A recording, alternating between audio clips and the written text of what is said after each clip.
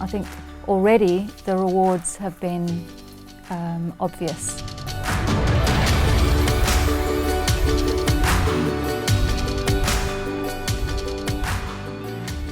Well, it's involving 5 schools across the state, which is a fantastic way to celebrate diversity.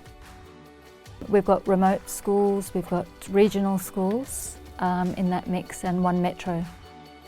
The students are able to tell their stories, and every child has a story. We all gone to the rock. We gone to McCann's rock.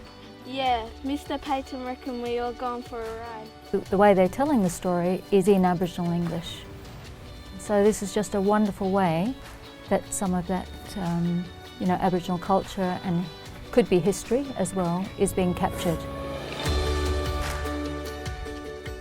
Nan Glenn reckon ballet.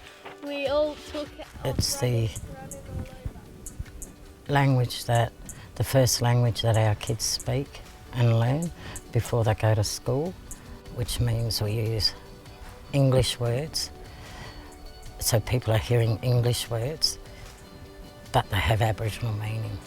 You're saying go right along there. I'd say just keep going straight in that direction.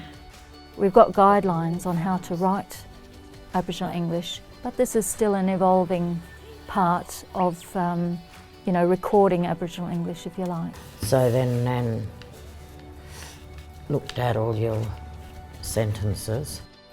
A big part of it was we were very fortunate here to have Glenys Collard as a grandmother for some of the students at our school, mother to PNC presidents, and so very involved in the workings of our school.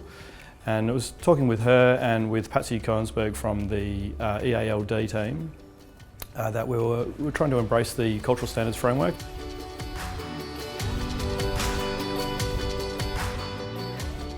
We're at really kind of initial stages about getting our students and staff to be aware that there's this thing called Aboriginal English, and that at school we teach standard Australian English, and that's the language of instruction.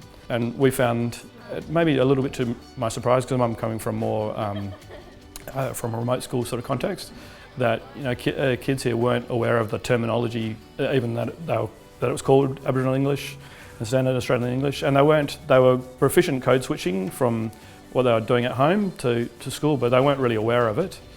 And so this is about making them aware that this is what it's called, Aboriginal English, and this is what standard Australian English is, what we do at school.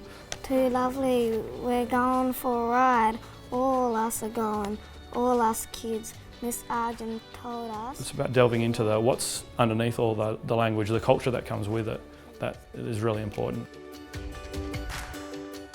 I feel very proud, because I didn't get that kind of opportunity back in the day. To show them where I learnt from drawing, coming back here and sharing that with the next generation.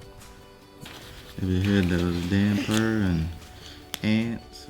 So you got a bit of a piece here, and you can hear as the wind blows through it. That's why they was probably quiet, because I was thinking, well, they'll be looking at a piece of paper and that there, but at the same time they could be hearing all the different noises and that there, the animals and that. So the final story from Kondinin is all about wicked kids, which is Aboriginal English for wonderful kids. The storybook is based on an excursion out to McCann's Rock, and that's how they got their material to write the story. This is why the students have been so motivated, because they can connect with the stories. And research, shows that if you can be proficient and understand in your first language, you can then transfer that into a second language, or in this case dialect.